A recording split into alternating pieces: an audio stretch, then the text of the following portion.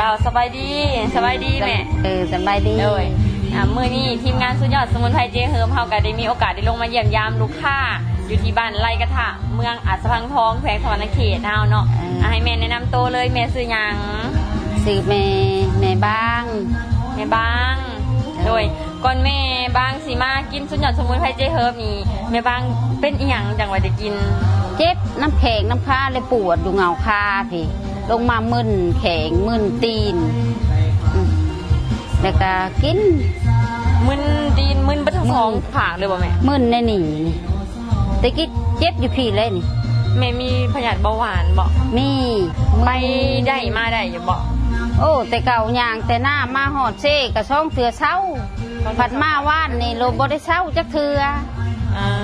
อย่างได้กะไข้แน่ปวดกะโบแห้งปานใดเดี๋ยวนี้มึนนี่อันนี้มึนนี่ก็บ่ได้มึนนึงนี่มามึนแต่ในนี่น้อยเดียวในนี่กับในนี่แม่ฮะแต่เก่าหามึนมืดซองตีนอันนี้มึนเบิดอย่างบ่ได้ปวดเจ็บแท้ๆนี่กัดอยู่กุดมากินเดียวนี่แหละไข้แน่เดียวนี่โดยถ้าก็กินมืดกล่องนึงมืดกล่องนึงแล้วคือว่ายัง4 เม็ดเดียวนี่กินอีกตอนแรกนี่ก็ยังอยู่2 เม็ดกินมื้อเช้าก็เบิดโดยว่าสิไปเอาอีกนี่แหละโดยกินแล้วไข้ขึ้นแล้วกินแล้วไข้ขึ้นโดยมีแห้งแล้วเด้กินข้าวกระแสะเตียนนี่นอนกะหลับถ่ายนักกะแต่เก่าหันถ่ายหันเป็นทิศก็บ่ได้ถ่ายเทื่อหนึ่งบัดนี้4-5 มื้อก็บ่ถ่ายเทื่อหนึ่งถ่ายแล้วก็ถ่ายยากเป็นอันเว้าพอดูยะนำเป็นขี้หัวแข็งถ่ายแล้วก็อันเมื่อเนี่ยเฮาถ่ายหันนางเป็นชั่วโมงผู้แลจังได้ออกมาเพื่อสีถ่ายได้หากะโอ้ยจักสิว่าอุปสังเลยผู้เดียวกับเบ่งสิว่านั่งอยู่หันเลยพอจนว่าไปถ่ายคือมาเฮิงแท้เดี๋ยวคือมันสิออกเป็นว่าเขาดูเนี่ยนำคือขี่มูนี่แหละขล่อนคนแค้น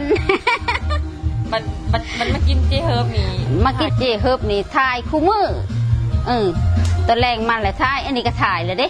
ยังอาบน้ำแต่กาวบ่เคยถ่ายจากเถื่อแม่มีปัญหาเรื่องลูกกระเพาะอยู่บ่ลำไส้อยู่บ่กินคมลงไปเลยเจ็บอันนี้ขั้นบ่กินแล้วก็บ่กินคมแล้วก็บ่เจ็บสุนัขพอ5 หางใหม่มาให้กินแล้วหมดแดงแน่กับหากยังโค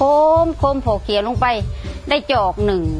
1กั้นใจกืนกินลงไปโหลดเจ็บโหลดอันนี้เดี๋ยวนี้เลยบ่กินยังกับบ่เจ็บกินข้าวก็ได้สบายนอนก็รับสบายกินข้าวก็แซ่บเดี๋ยวนี้ก็อันไปหน้าไข้ขึ้นแล้วเด้กลับมานี่บ่มีเช้าพักพรบ่ได้เช้าเมื่อวานนี่บ่ได้เช้า